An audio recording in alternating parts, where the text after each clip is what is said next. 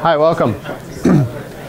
My name is Jeff. I'm with Lenddo, and we seek to empower the emerging market middle class. We've started dozens of we've started about a half dozen companies, and we've through that had several thousand employees all over the world. And what we found was that our employees in places like Eastern Europe and South America, and especially the Philippines, couldn't access credit.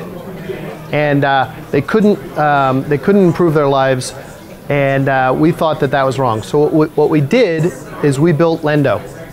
Lendo's mission is to empower the emerging market middle class by using microfinance lending techniques, but instead move it to the wired middle class. When you think Lenddo, you think four components. We believe we are the first people to use microfinance lending techniques targeting the wired middle class. We are leveraging the big data, the data exhaust that you use in living in a digital world to make better underwriting decisions. We've brought it online, the way our customers expect it, so that it's easy and it's fast, and we make it social.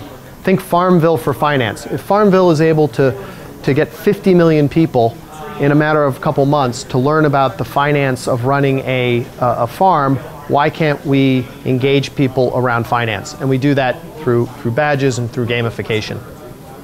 Basically, Lenddo sits at the intersection of three enormous trends.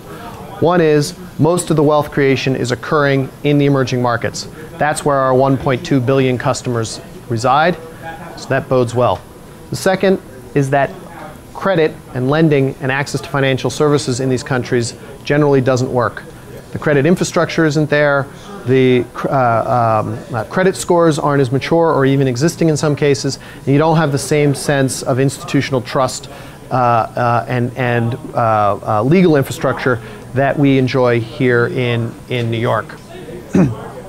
And third is massive use of social media. These are very social, very connected societies, and in most of them they actually use more social media than here in the US. For example, Indonesia, the middle class averages about 10 hours a week on social media, more than here in the US. In the Philippines, where we're live and making life-improving loans, they average over 7 hours a week. That bodes well for our model. When you think of Lenddo, Lenddo is essentially three components. One is it's a member-centric credit reputation scoring system.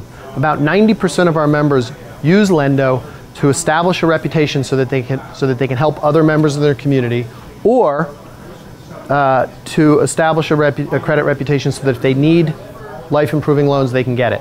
Good example, in the Philippines, there was an earthquake occurred recently. Some of our members were affected. They were able to access funds within 24 hours to deal with the crisis. And then also, for about 10% of our members, they've already used it to access loans for things like education and medicine.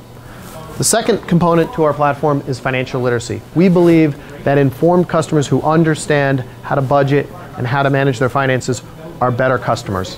And we bring that online, and hopefully we make it fun. And the third is service inclusion. Today, we're connecting our members with loans, but in the future, we think that the platform should be able to connect them with savings products, insurance, and other financial products. We've made Lenddo fun. We've made it look and feel like the applications that our customers use, like Facebook, like Farmville, like LinkedIn. Enjoyable. And because we sit on top of those social networks, we make it very easy for you to build what we call a trusted network. These are people who are willing to put their reputation on the line so that you can improve your Lenddo score, so that you can access financial product. So you just click, add, and now your fates are connected. As you repay, you're actually improving their Lenddo score. If you're behind on your payments, that negatively affects them, and they're informed. That's proven to be an incredibly powerful social enforcement mechanism, just like you see in microfinance.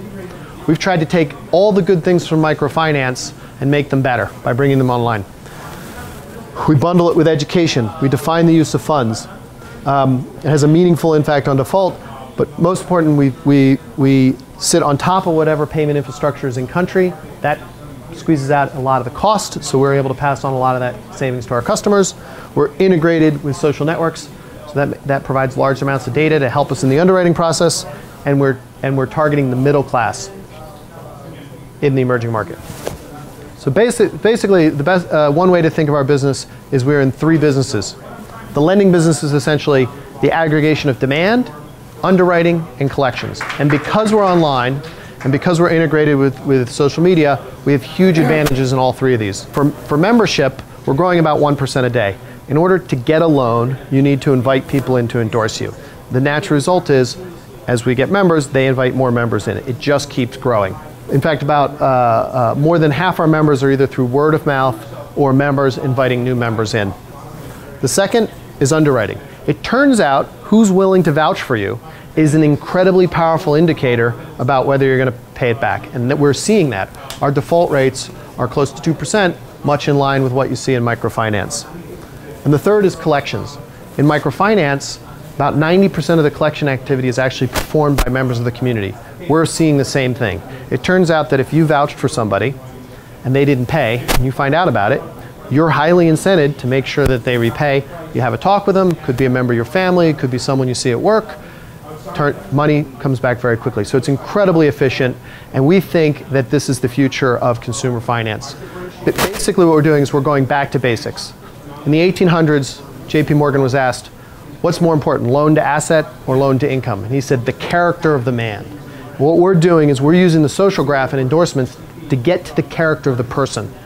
And we think that in the 70s and the 80s, maybe in the West, we moved away from that with the industrialization of lending, with people living in suburbia and watching TV. What social media is going to allow us to do is get back to basics, back to character-based lending, and that's what Lenddo is trying to facilitate and empower the emerging market middle class.